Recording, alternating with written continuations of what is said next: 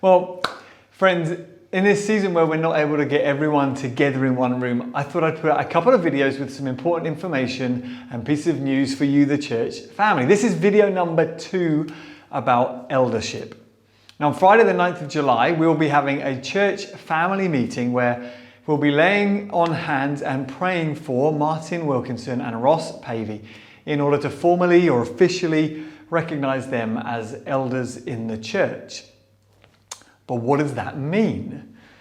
Our church structure is based on what we see when we read the New Testament, where churches are essentially household families overseen by a team of elders along with deacons and other key figures.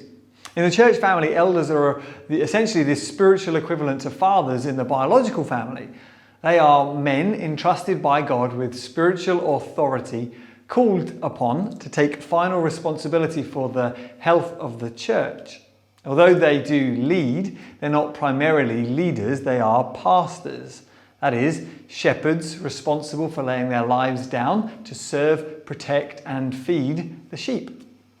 To help us understand or consider more about what the Bible has to say on eldership, we're going to be releasing some short videos featuring conversations between Jim Partridge, Clive Chernick and myself, friends of this church, discussing and opening the Bible to look at what eldership is.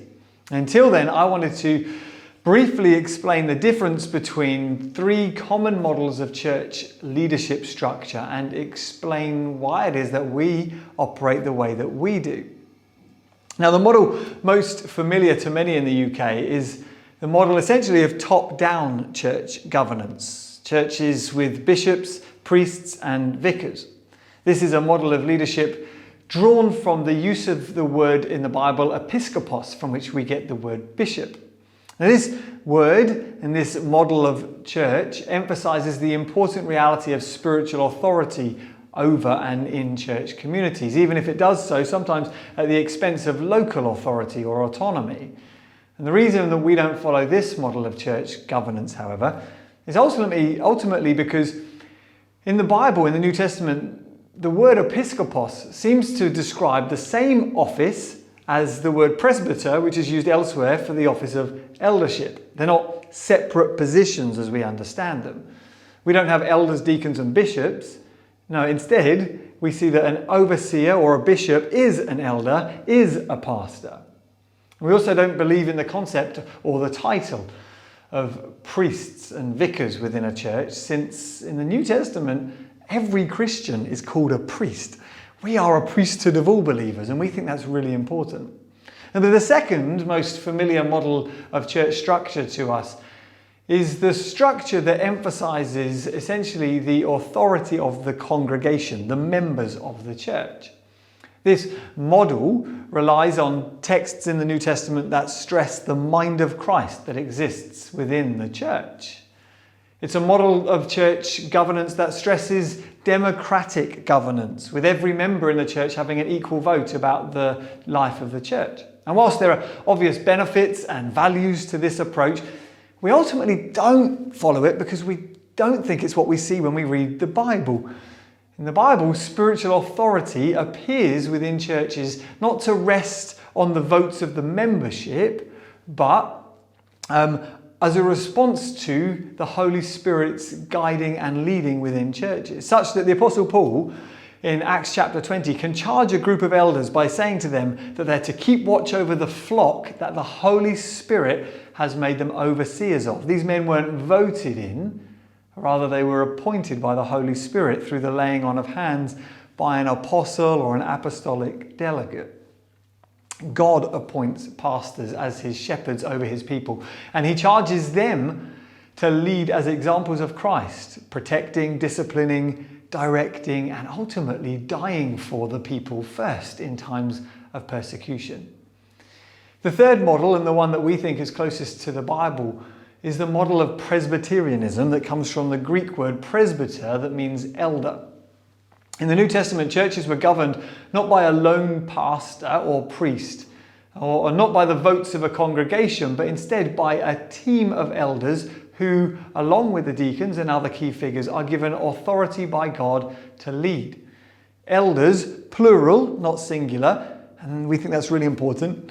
Elders govern churches, and they govern them in a first among equals fashion, with neither one of them being the leader necessarily or the CEO, but instead as a team of guardians, being receptive to the needs and the input of the church family, whilst also open to the outside input from others outside of the church community. Now there's a lot more that we could say about this, a lot more than we could say in this video. And actually a lot more that in the videos that will be coming out in the few weeks we'll release, and hopefully we'll explain more about what eldership is and what it isn't. We are not building a top-down hierarchy with clergy and laity. No, we think the New Testament stresses that we're all priests. But neither are we building a church with voted for and democratically appointed ministers. Instead, we've been exploring now for several years who it is that we think the Holy Spirit has revealed from among us as being spiritual fathers who are committed to the protection, well-being and direction of the church family. As I said, we've been on this journey for a while, and after watching and seeing who it is that is performing that function over a period of years, we believe that the grace of God is upon Ross Pavey and Martin Wilkinson for this role. And so now I'm coming to you formally as the church family to ask you if you have any objections or concerns or reasons that you can think of for them not being brought into this role. If you do, I'd ask you to submit them to me, speak to me before June the 1st. Now, for years, I think that our eldership model in the church has been slightly skewed, with the other elders of the church being based in the neighbouring town of Eastbourne. Now, however, we're able to establish ourselves as a local church, and along with that, we are identifying afresh around a new name, with a fresh vision, see video 1, and we're also establishing local elders here in Seaford too. Now, one final thing I want to share about the model of church comes really from something that Jesus said about the church family in general and how it's supposed to function. In Matthew 23, Jesus says that greatness in the church is to be measured by servant-heartedness and not by hierarchical authority or lording it over. The greatest, Jesus said, in a church, the greatest is the servant. Now, the word for servant in the original language is the word deacon. And several years ago, I really felt the Lord impress upon me this, that the eldership isn't about becoming the greatest or the most important in the church. No, the greatest in the church are its servants, its deacons. Now, that's not to say that everyone who's officially speaking a deacon, but it is to make the point that greatness and honour in us as a church community ought to lie with those who serve the most. Just as really in a natural family, the fathers aren't supposed to be the ones that everyone notices and sees, but the job of the father is to elevate and celebrate the greatness of the other members of the family. You know, the other week a church member came down off their own back and decided to clean all of the weeds from around the outside of the church building. That person, as far as Jesus is concerned, as far as I'm concerned, that person and people like them is the greatest, and they deserve our honour. Milu Huber, sorry to embarrass you, but Jesus says you deserve honour. And others, many others, have continued to serve us tirelessly for several years in amazing and varied ways. You are the greatest in the church family who deserve the most honour. And so as I conclude, I want to take some time to honour you, the amazing church who have worked so hard over the past year to keep the church family on mission. Women like Ruth, who've supported their life group, and Claire, who's cared for our youth group so faithfully. Michelle and Deborah for their leadership and for their preaching and commitment really to keeping people connected. Fran and Bill, who've always gone above and beyond to help others despite many of their own challenges as a result of the pandemic. And also John and Kevin, for the work that they've put in, week out, to help lead us in worship. In fact, John, you may remember, was originally someone that we were considering for the role of eldership in the church. However, we talked it through and we've prayed about it together. And as we've done so, we felt that the place where he is best positioned to continue serving our life together as a church was in his capacity as someone, along with Kevin, coordinating our worship team.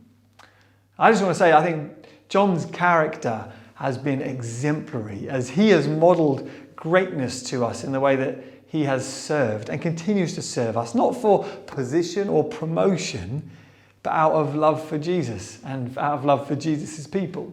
And he's done that for near on 10 years now. And there's many others I could mention or name, but I'll leave it there now. And I hope that if I haven't mentioned your name, you don't feel overlooked. You are great and deserve the honour. But hopefully these two videos have helped you get a sense of what eldership is and where we're going together as a church. If you have any comments or questions or encouragements, again, please do call me or speak to me on a Sunday. But really, thank you for being part of this church family. And do keep an eye out for those other videos on eldership that are coming out soon. God bless you, and put that date in your diary, Friday the 9th of July. See you soon.